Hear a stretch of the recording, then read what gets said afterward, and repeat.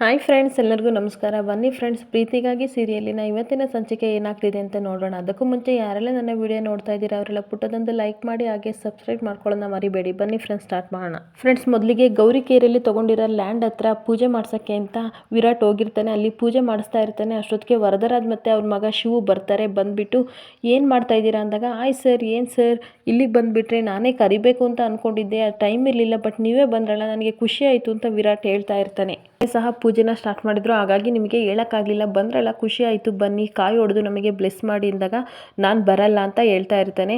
ಆವಾಗ ಊರಿನ ಜನ ಎಲ್ಲ ಬನ್ನಿ ಪ್ರೆಸಿಡೆಂಟ್ ಅಂತ ಕರೆದಾಗ, ನಾನು ಈ ಜಾಗನ ನಿನಗೆ ಮಾರಿದ್ದೀನಿ, ಒಂದು ಕಡೆ ಜಾಗ ಮಾರಿದ್ಮೇಲೆ ಜಾಗಕ್ಕೆ ನಾನು ಮತ್ತೆ ಕಾಲಿಡಲ್ಲ ಅಂತ ಹೇಳ್ತಾ ಇರ್ತಾನೆ ವರದರಾಜ್. ಆವಾಗ ವಿರಾಟ್ ಹೇಳ್ತಾನೆ, ನೀವು ಮಾರಿದ್ರಿ ಅಂದ್ರೇನು, ನಾನು ತೊಗೊಂಡೆ ಅಂತ ಅಂದ್ರೇನು, ಎರಡು ಒಂದೇ ಸರ್, ನೀವು ಸಂಬಂಧಿಕರಲ್ವಾ ಅಂತ ಅಂದಾಗ, ಹಂಗಂದ್ರೇನು ಅಂತ ಅಂದಾಗ ಅಷ್ಟೊತ್ತಿಗೆ ಆದಿ ಬರ್ತಾನೆ, ಜನರೆಲ್ಲ ಬರ್ತಾರೆ. ಆದಿ ಹೇಳ್ತಾನೆ, ಹಂಗಂದ್ರೆ ನಿಮ್ಮ ಜೊತೆ ಸಂಬಂಧ ಬೆಳೆಸ್ತಾ ಇದ್ದೇನೆ ನಮ್ಮ ವಿರಾಟ್ ಅಂತ ಹೇಳ್ತಾ ಇರ್ತಾನೆ. ನೋಡಿ, ಆದಷ್ಟು ಬೇಗ ಇಲ್ಲಿ ವಿಲಾಸ್ನ ಕಟ್ಬಿಟ್ಟು ಈ ಜನರಿಗೆ ಎಲ್ಲರಿಗೂ ಸಹ ನಾನು ಉಪಕಾರ ಮಾಡಬೇಕು ಅಂತ ಅನ್ಕೊಂಡಿದ್ದೀನಿ ಅಂತ ವಿರಾಟ್ ಹೇಳ್ತಾ ಇರ್ತಾನೆ. ಅವಾಗ ಊರಿನ ಜನ ಎಲ್ಲರೂ ಸಹ ಎಷ್ಟು ಒಳ್ಳೆ ಮನಸ್ಸು ಈ ವಿರಾಟ್ಗೆ ಅಂತ ಹೇಳ್ತಾ ಇರ್ತಾರೆ. ನೋಡಿ, ನಾನು ಇದಕ್ಕೆ ಚಂದ್ರ ವಿಲಾಸ್ ಅಂತ ಹೆಸರಿಡಬೇಕು ಅಂತ ಅನ್ಕೊಂಡಿದ್ದೀನಿ ಅಂತಾಗ ವರದರಾಜ್ ಒಂದು ಕ್ಷಣ ಶಾಕ್ ಆಗಿಬಿಡ್ತಾನೆ. ಆಗ ಊರಿನ ಜನರು ಹೇಳ್ತಾರೆ, ಈ ಊರಲ್ಲಿ ಎಷ್ಟೋ ಜನ ಅವರಿಗೆ ಮನೆನೇ ಇಲ್ಲ ಕಣಪ್ಪ, ಆದರೂ ಸಹ ನೀವು ಕೊಡ್ತಾ ಇದ್ದೀರಲ್ಲ, ತುಂಬ ಖುಷಿ ಆಗುತ್ತೆ ಅಂತ ಹೇಳ್ತಾ ಇರ್ತಾರೆ. ಅವಾಗ ಅದೇ ಹೇಳ್ತಾನೆ, ಅಷ್ಟೇ ಅಲ್ಲ, ಬೆಂಗಳೂರಿಗೆ ಹೋಗೋಕ್ಕೆ ರೋಡು, ನಿಮಗೆ ನೀರು ಬೇಕಲ್ವಾ, ವ್ಯವಸ್ಥೆ ಎಲ್ಲನೂ ಸಹ ನಮ್ಮ ಬಾಸ್ ಮಾಡ್ತಾ ಇದ್ದಾರೆ ಅಂತ ಖುಷಿಯಾಗಿ ಹೇಳ್ತಾ ಇರ್ತಾರೆ. ಏನಂದ್ರೆ ಅಂತ ಊರಿನ ಜನ ಅಂದಾಗ, ಸದ್ಯದಲ್ಲೇ ವಿರಾಟ್ ಸರ್ ನಿಮ್ಮೂರಿಗೆ ಹಳೆಯ ಆಗ್ತಾ ಇದ್ದಾರೆ ಅಂತ ಆದಿ ಹೇಳ್ತಾನೆ. ಹೌದಾ, ನಿಮ್ಮ ಲೆವೆಲ್ಗೆ ನಿಮ್ಮ ಸ್ಟೇಟಸ್ಗೆ ಇರೋ ಇಲ್ಲಿ ಹುಡುಗಿ ಯಾರಿದ್ದಾರೆ ಅಂದಾಗ, ಎಲ್ಲ ನಿಮ್ಮ ಪ್ರೆಸಿಡೆಂಟ್ಗೆ ಗೊತ್ತು ಅಂತ ವಿರಾಟ್ ಹೇಳ್ತಾ ಇರ್ತಾನೆ. ಹಾಗಾದರೆ ಯಾರು ಹೇಳಿ ಪ್ರೆಸಿಡೆಂಟ್ ಅಂದಾಗ, ಇನ್ನೂ ನೋಡಿಲ್ಲ, ಇನ್ನೂ ನೋಡಿದಾಗ ಹೇಳ್ತೀನಿ ಬಿಡಿ, ಅವ್ರನ್ನ ಕೇಳಬೇಡಿ ಅಂತ ವಿರಾಟ್ ಹೇಳ್ತಾ ಇರ್ತಾನೆ. ಅವಾಗ ಆದಿ ಹೇಳ್ತಾನೆ, ಪ್ರೆಸಿಡೆಂಟ್ ಅವ್ರು ಮನ್ಸು ಮಾಡಿದರೆ ಎಷ್ಟೊತ್ತಲ್ವಾ, ಹಾಗೆ ಆಗುತ್ತೆ, ಅವ್ರು ಮನ್ಸು ಮಾಡಿದರೆ ಮದುವೆನೂ ಸಹ ಆಗುತ್ತೆ ಅಂತ ಹೇಳ್ತಾ ಇರ್ತಾನೆ. ಊರಿನ ಜನ ಹೇಳ್ತಾರೆ, ಆದಷ್ಟು ಬೇಗ ಇವರಿಗೆ ಮದುವೆ ಮಾಡಿಸಿ ಪ್ರೆಸಿಡೆಂಟ್ ಅವರೇ, ಈ ಊರಿಗೆ ಹುಡುಗನ ಅವಶ್ಯಕತೆ ತುಂಬ ಇದೆ, ಇವ್ರು ಬಂದರೆ ನಮಗೆ ತುಂಬ ಒಳ್ಳೇದಾಗುತ್ತೆ ಅಂತ ಹೇಳ್ತಾ ಇರ್ತಾರೆ.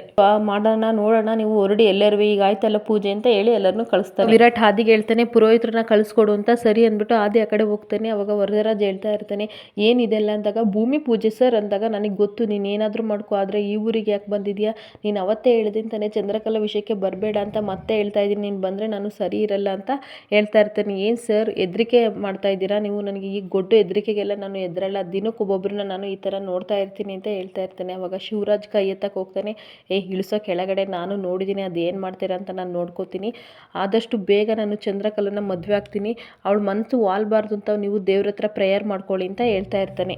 ಆಗ ವರದರಾಜ್ ಹೇಳ್ತಾನೆ, ನೀನು ಹದ್ಮೀರಿ ಮಾತಾಡ್ತಾ ಇದ್ದೀಯ ಅಂದಾಗ, ನಾನೇನಿಲ್ಲ ಸರ್, ಸರಿಯಾಗೆ ಮಾಡ್ತಾ ಇದ್ದೀನಿ, ನಮ್ಮ ಪ್ರೀತಿನ ನೀವು ಏನು ಮಾಡೋಕ್ಕಾಗಲ್ಲ, ನಾನು ಅವಳಿಗೆ ಅಂಟಿರೋ ಕಳಂಕನೆಲ್ಲ ತೊಳಿತಾ ಇದ್ದೀನಿ ತಣ್ಣೀರಲ್ಲಿ, ಸೊ ಅದನ್ನು ನೀವು ಉಳ್ಸೋಕ್ಕೆ ಪ್ರಯತ್ನ ಮಾಡಿ, ಮತ್ತೆ ಚಂದ್ರಕಲಾ ಲೈಫ್ನ ಹಾಳು ಮಾಡಬೇಡಿ ಅಂತ ಹೇಳ್ತಾ ಇರ್ತಾನೆ. ಅವಾಗ ವರದರಾಜ್ ಮತ್ತು ಶಿವು ಸಿಟ್ಟು ಮಾಡಿಕೊಂಡು ಹೋಗ್ತಾರೆ. ಅದನ್ನು ಆದಿ ನೋಡಿಬಿಟ್ಟು ಬಂದು ನಗಾಡ್ತಾ ಇರ್ತಾನೆ. ಏನೋ ಈ ಥರ ಹೋದ್ರು ಅಂತ ವಿರಾಟ್ ಕೇಳಿದಾಗ, ಮಾವ ಅಲ್ವೇನೋ ಅಳಿಯನ ಬಗ್ಗೆ ಯೋಚನೆ ಮಾಡ್ತೀನಿ ಅಂತ ಹೋದ್ರು ಅಂದ್ಬಿಟ್ಟು ಇಬ್ಬರು ನಗಾಡ್ತಾ ಇರ್ತಾರೆ. ಇನ್ನೊಂದು ಕಡೆ ಮಧು ಯೋಚನೆ ಮಾಡ್ತಾ ಇರ್ತಾಳೆ, ವಿರಾಟ್ ಸರ್ಗೆ ಮದುವೆ ಮಾಡೋಕ್ಕೆ ಅಂತ ಅವ್ರ ಮನೆಯವರು ಹೆಣ್ಣು ಹುಡುಕ್ತಿರೋ ಸಲುವಾಗಿ ಯೋಚನೆ ಮಾಡ್ತಾ ಇರ್ತಾಳೆ. ಅಲ್ಲ, ಈ ಸರಿಗೆ ಅರ್ಥ ಆಗಲ್ವ, ನಾನೇನು, ನನ್ನ ಪರಿಸ್ಥಿತಿ ಏನು, ನನ್ನ ಮನಸ್ಸೇನು ಅಂತ ಎಲ್ಲ ಗೊತ್ತು, ಆದರೂ ಸಹ ಅವ್ರ ಅಮ್ಮ ಹೇಳಿದ್ರು ಅಂತ ಹುಡುಗಿ ನೋಡೋಕೆ ಒಪ್ಕೊಂಡಿದ್ದಾರಲ್ಲ, ಏನು ಮಾಡೋದು ಇವರಿಗೆ ಅಂತ ಯೋಚನೆ ಮಾಡಬೇಕಾದ್ರೆ ಅವಳ ಅಂತರಾತ್ಮ ಬರುತ್ತೆ. ಯಾಕೆ ನೀನು ಬಂದೆ ಅಂದಾಗ, ನೀನು ಸರಿ ರೂಟಲ್ಲಿ ನಡೀತಿದ್ಯೋ ತಪ್ಪು ರೂಟಲ್ಲಿ ನಡೀತಿದ್ಯೋ ನಿನಗೇ ಗೊತ್ತಿಲ್ಲ, ಸರಿ ತಪ್ಪು ಯಾವುದು ಅಂತ, ಅದನ್ನು ನಾನು ಕರೆಕ್ಟ್ ಮಾಡೋಕ್ಕೆ ಬಂದಿದ್ದೀನಿ ಅಂತ ಅವಳ ಅಂತರಾತ್ಮ ಹೇಳ್ತಾ ಇರುತ್ತೆ. ಹಾಗಾದರೆ ನಾನು ಹೇಳ್ತಾ ಇರೋದು ತಪ್ಪಿದೆಯಾ, ನಾನು ಹೋಗ್ತಾ ಇರೋ ದಾರಿ ತಪ್ಪಿದೆಯಾ ಅಂದಾಗ ಅವಳ ಅಂತರಾತ್ಮ ಹೇಳುತ್ತೆ, ಫಸ್ಟು ನಿನ್ನ ಪ್ರೀತಿನ ವಿರಾಟ್ ಸರ್ಗೆ ಹೇಳು ಆಯಿತಾ, 50 ವರ್ಷ 60 ವರ್ಷ ಆಗೋವರೆಗೂ ನೀನು ಕಾಯಬೇಡ, ಅವ್ರು ಯೋಚನೆ ಮಾಡಲಿಲ್ಲ ಅಂದ್ರೆ ಅವ್ರ ಮನೆಯವ್ರು ಸಹ ಯೋಚನೆ ಮಾಡ್ತಾ ಇರ್ತಾರಲ್ವ, ಅದಕ್ಕೆ ಅವರು ಈ ಡಿಸಿಷನ್ನ ತೊಗೊಂಡಿದ್ದಾರೆ ಅಂತ ಹೇಳ್ತಾ ಇರ್ತಾಳೆ. ನಾನು ಹೇಳೋಕ್ಕಾಗಲ್ಲ, ನನ್ನ ಕತ್ತಲ್ಲಿ ತಾಳಿ ಇದೆ, ನನ್ನ ಪರಿಸ್ಥಿತಿ ಈ ಥರ ಇದೆ, ನಾನು ಏನು ಅಂತ ನನ್ನ ವ್ಯಕ್ತಿತ್ವ ರೂಪಿಸಿದ ಮೇಲೆ, ನಾನು ಏನು ಅಂತ ಪ್ರೂಫ್ ಆದಮೇಲೆ ನಾನು ಅವ್ರಿಗೆ ಹೇಳೋದು ಅಂತ ಮಧು ಕಣ್ಣೀರು ಹಾಕ್ಕೊಂಡು ಹೇಳ್ತಾ ಇರ್ತಾಳೆ. ಈ ಕಡೆ ಅಂತರಾತ್ಮ ಜೊತೆ ಮಾತಾಡ್ದಿರನ್ನ ಶೈಲಿ ನೋಡ್ತಾಳೆ. ಯಾರ ಜೊತೆ ಮಾತಾಡ್ತಾ ಇದೆಯಾ ಮಧು ಅಂತ ಕೇಳಿದಾಗ, ಏನಿಲ್ಲ, ಸೈಟ್ ವಿಚಾರವಾಗಿ ನಾಳೆ ಮಾತಾಡಬೇಕಿತ್ತು, ಅದ್ರ ಸಲುವಾಗಿ ನಾನು ಈ ಥರ ಪ್ರಾಕ್ಟೀಸ್ ಮಾಡ್ತಾ ಇದ್ದೀನಿ ಅಂತ ಹೇಳ್ತಾಳೆ. ಸರಿ ಆಯಿತು, ಟೈಮ್ ಆಗಿದೆ, ಮಲಗಿ ಬಂದುಬಿಟ್ಟು ಶೈಲಿ ಹೇಳಿ ಹೋಗ್ತಾಳೆ. ಈಗ ಬೆಳಗಾಗುತ್ತೆ. ಈ ಕಡೆ ವಿರಾಟ್ ಜೊತೆ ಮಧು ಹೋಗ್ತಾ ಇರ್ತಾಳೆ. ಅವಾಗ ವಿರಾಟ್ ಕೇಳ್ತಾನೆ, ಸೈಟ್ ಬಗ್ಗೆ ನಿನಗೆ ಏನು ಅನಿಸುತ್ತೆ ಅಭಿಪ್ರಾಯ ಅಂತ ಕೇಳ್ತಾ ಇರುವಾಗ, ಸರ್ ಅದೇ ಪರವಾಗಿ ನೋಡ್ತಾ ಇದ್ದೀನಿ ಸರ್, ಡೀಟೇಲ್ಸಾಗೆ ಚೆಕ್ ಮಾಡ್ತಿದ್ದೀನಿ ಅಂತ ಹೇಳ್ತಾ ಇರ್ತಾಳೆ. ಅವಾಗ ಬರೀ ನೀನು ಸೈಟ್ ಬಗ್ಗೆ ನೋಡಬೇಡ, ಪಕ್ಕದಲ್ಲಿರೋರ ಬಗ್ಗೆ ನೋಡು ಅಂತ ವಿರಾಟ್ ಹೇಳ್ತಾ ಇರ್ತಾನೆ, ಸರ್ ಯಾವಾಗಲೂ ನಿಮ್ಮದು ಅದೇನಾ, ಈ ಸೈಟ ಇನ್ನು 3 ವರ್ಷದೊಳಗೆ ತುಂಬ ಇಂಪ್ರೂವ್ ಆಗುತ್ತೆ ಅಂತ ಹೇಳ್ತಾ ಇರ್ತಾಳೆ. ಅಲ್ಲ ಸರ್, ಫಸ್ಟು ಎದುರುಗಡೆ ಇರೋರನ್ನ ನೋಡಬೇಡಿ, ಅವ್ರ ಮನಸ್ಸಲ್ಲಿ ಏನಿದೆ ಅಂತ ಅರ್ಥ ಮಾಡ್ಕೊಳ್ಳಿ ಅಂತ ಹೇಳ್ತಾ ಇರ್ತಾಳೆ. ಅವಾಗ ನಗಾಡ್ತಾ ಇರ್ತಾನೆ. ಸಡನ್ನಾಗಿ ಕಾರ್ ನಿಲ್ಲಿಸ್ತಾನೆ. ಯಾಕೆ ಸರ್ ಅಂದರೆ, ಇಲ್ಲಿ ನೋಡು ನನ್ನ ಕಾರ್ ಸಡನ್ನಾಗಿ ನಿಂತಿದೆ ಅಂತ ಅಂದರೆ ಅಲ್ಲಿ ಮೆಕ್ಕೆಜೋಳ ಮಾಡ್ತಾ ಇದ್ದಾರೆ ಅಂತ, ಹೋಗಿ ಬಾ ಚೆನ್ನಾಗಿರೋ ಮೆಕ್ಕೆಜೋಳ ಕೊಡಿಸ್ತೀನಿ ತಿನ್ನೋಣ ಅಂತ ಕರ್ಕೊಬರ್ತಾನೆ. ಆಗ ಬನ್ನಿ ಸರ್ ಮೆಕ್ಕೆಜೋಳ ಸುಡ್ತಾ ಇದೆ ಚೆನ್ನಾಗಿದೆ ಅಂತ ಅಂದಾಗ, ಚೆನ್ನಾಗಿ ನಿಂಬೆ ರಸ ಹಾಕಿ ಉಪ್ಪು ಖಾರ ಹಾಕಿ 2ನ್ನ ಕೊಟ್ಬಿಡಿ ಅಮ್ಮ ಅಂತ ಹೇಳ್ತಾ ಇರ್ತಾನೆ. ಮೆಕ್ಕೆಜೋಳ ಕೊಟ್ಟಾಗ ಫಾಸ್ಟಾಗಿ ತಿಂತಾ ಇರ್ತಾನೆ. ಸರ್ ಈ ರೀತಿ ತಿನ್ಬೇಡಿ ಸರ್, ಸ್ವಲ್ಪ ನಿಧಾನ ಅಂದಾಗ, ಈ ಥರ ಫುಡ್ನೆಲ್ಲ ಫಾಸ್ಟಾಗಿ ತಿನ್ನಬೇಕು, ನಿಧಾನಕ್ಕೆ ತಿನ್ನಬಾರ್ದು ಮಧು, ತುಂಬ ಟೇಸ್ಟ್ ಎಲ್ಲ ಇರುತ್ತೆ, ಆಮೇಲೆ ಹೊರಟೋಗುತ್ತೆ ಅಂತ ಹೇಳ್ತಾ ಇರ್ತಾನೆ. ಅವಾಗ ಅದನ್ನು ಅವರಿಬ್ಬರು ತಿನ್ನೋದನ್ನು ವರದರಾಜ್ ಮತ್ತು ಶಿವು ಈ ಕಡೆ ಗುರಾಯಿಸ್ಕೊಂಡು ನೋಡ್ತಾ ಇರ್ತಾರೆ. ಇರಿ ಸರ್ ನಾನು ಬಿಡಿಸ್ಕೊಡ್ತೀನಿ, ಆ ಬಿಡಿಸ್ಕೊಟ್ಮೇಲೆ ತಿನ್ನಿ ಅಂದಾಗ, ಬೇಡ ನಾನು ಹೀಗೆ ತಿಂತೀನಿ ಅಂತಾನೆ. ಅವಾಗ ಅವಮ್ಮ ಹೇಳ್ತಾಳೆ, ಪ್ರೀತಿಯಿಂದ ಕೊಡ್ತಿರೋದನ್ನ ಬೇಡ ಅನ್ಬೇಡಿ ಸರ್, ಇಸ್ಕೊಡಿ ಅಂದಾಗ, ಸರಿ ಆಯಿತು ಅಂದ್ಬಿಟ್ಟು ಇಸ್ಕೊತಾನೆ. ಮಧು ಪ್ರೀತಿಯಿಂದಲೇ ಕೊಡ್ತಾ ಇದೆಯಾ ಅಲ್ವಾ ಅಂತಾನೆ. ಹ್ಞೂ ಸರ್ ತಗೊಳ್ಳಿ ಅಂತ ಕೊಡ್ತಾ ಇರ್ತಾಳೆ, ಖುಷಿಯಿಂದ ತಿಂತಾ ಇರ್ತಾನೆ.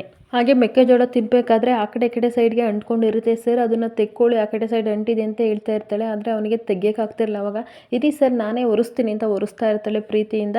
ಅದನ್ನು ಗುರಾಯಿಸ್ಕೊಂಡು ವರದರಾಜ್ ನೋಡ್ತಾ ಇರ್ತಾನೆ. ನಡಿ ಗಾಡಿಯ ತೆಗಿ ಅಂತ ಹೋಗ್ತಾರೆ. ಅವಾಗ ಮೆಕ್ಕೆಜೋಳ ಮಾಡೋ ಹುಡುಗಿ ಹೇಳ್ತಾಳೆ, ಪ್ರೀತಿಯಿಂದ ಇದು ಮಾಡ್ತಾ ಇದ್ದೀರಾ ಹುಡುಗಿಗೆ, ನೀವಂದರೆ ಎಷ್ಟು ಇಷ್ಟ ಸರ್ ಅಂತ ಹೇಳ್ತಾ ಇರ್ತಾಳೆ. ಆಗ ಮೆಕ್ಕೆಜೋಳಕ್ಕೆ ಜೈ ಅಂತ ಹೇಳ್ಬಿಟ್ಟು ಅಮೌಂಟ್ ಕೊಡ್ತಾನೆ. ಇಲ್ಲಿಗೆ ಈ ವಿಡಿಯೋ ಇಷ್ಟ ಆದರೆ ಪುಟ್ಟದೊಂದು ಲೈಕ್ ಮಾಡಿ, ಹಾಗೆ ಸಬ್ಸ್ಕ್ರೈಬ್ ಮಾಡ್ಕೊಳ್ಳಿ ಫ್ರೆಂಡ್ಸ್. Thank you.